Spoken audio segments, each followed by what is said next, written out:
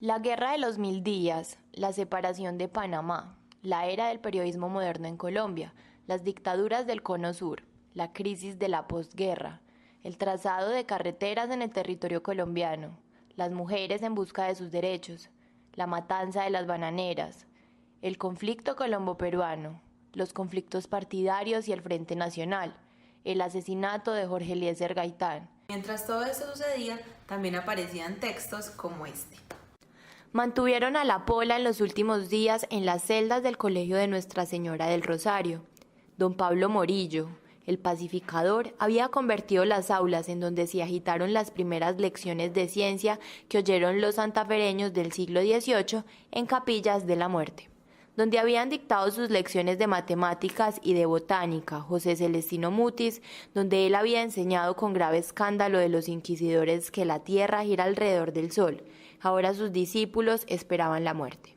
En ese colegio convertido en cárcel, el sabio Francisco José de Caldas, el repúblico insigne Camilo Torres, pasaron su última noche antes de que los llevasen a fusilar en la huerta de Jaimes. Y ahora le tocaba su turno a la Pola, a Alejo, a los guerrillos de 1817. Cuentan las crónicas que la Pola en su celda golpeaba como un tambor de guerra, cantaba como una diana libertadora. Ponía espanto en los españoles y en los republicanos corrían lágrimas de emoción.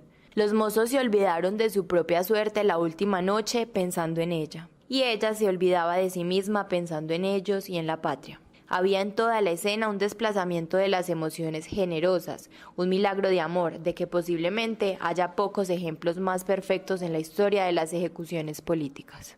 ¿A que no adivinan quién escribió este texto? Él es Germán Arciniegas, un rolo de los tesos que ha tenido este país.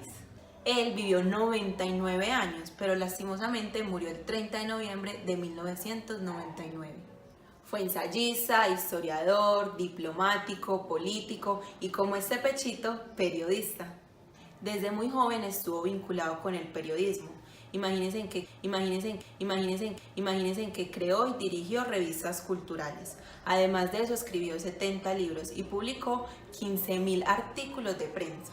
Como todo colombiano, Arciniegas tenía sus resabios. En primer lugar, desde muy joven fue activista del Partido Liberal y fue un personaje muy importante para el desarrollo de esta ideología. Y por otro lado, su mentalidad americanista lo hacía pensar en contra del dominio estadounidense y no quería nada a los españoles. Ya saben ustedes que por el tema de la colonia. Tanto así que por oponerse a una celebración que rendía homenaje a España, fue destituido de un cargo diplomático.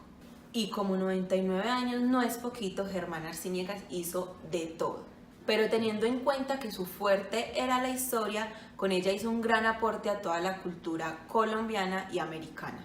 Primero fundó diversas publicaciones como la Revista de la Universidad y Correo de los Andes, la Revista de las Indias y la Revista de América. Además, creó un montón de obras de historia que influyeron mucho, no solo en la historia colombiana, sino también en la historia latinoamericana. Por último, hizo parte de diferentes instituciones como Academia Mexicana de la Lengua, Academia Colombiana de la Lengua y Academia Colombiana de la Historia. Sin embargo, fue más que todo en sus textos donde Arciniegas dejó su legado. El ensayo entre nosotros no es un divertimiento literario, sino una reflexión obligada frente a los problemas que cada época nos impone. Esos problemas nos desafían en términos más vivos que a ningún otro pueblo del mundo. No hemos tenido tiempo para dedicarnos al ejercicio de las guerras, ejercicio que tan exclusivo parece de la historia europea. Esto resulta paradójico en Europa, donde se hace demasiada literatura en torno a las revoluciones de México y Sudamérica. Quizás ahí esté la diferencia. América ha sido, en la parte nuestra, un continente de revoluciones y no de guerras. Hemos tenido treguas de paz que resultan increíbles cuando se hace la comparación con otras regiones del mundo. 3 siglos sin una guerra, ni siquiera una revolución como tuvimos en la colonia. Son 3 siglos que no concebiría jamás un europeo. Aquí donde las guerras sirven para marcar la grandeza en los conductores de pueblos, lo dicen las estatuas, podrían tratarnos con el desprecio con que suelen ser vistos los hombres que no pelean, y no con el fastidio que producen los que buscan ruidos. Pero lo más extraordinario de nuestro caso está en que el día en que tuvimos que presentar línea de combate para enfrentar nuestros hombres desarmados en luchas contra los ejércitos de Fernando VII, nunca pensamos en una guerra, sino en una revolución. Luego, en las historias se ha hablado de la guerra o las guerras de independencia. Es un error. Si bien se miran los documentos contemporáneos, se verá que en ellos se habla de la revolución y no de la guerra de independencia.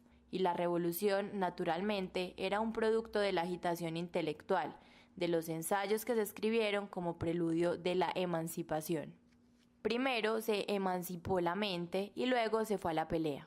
La independencia ya estaba hecha cuando en 1810 se proclamó la ruptura con España. Se había comenzado a pensar libremente y ahí está la raíz de la separación, cosa que tiene su aplicación aún en nuestros días.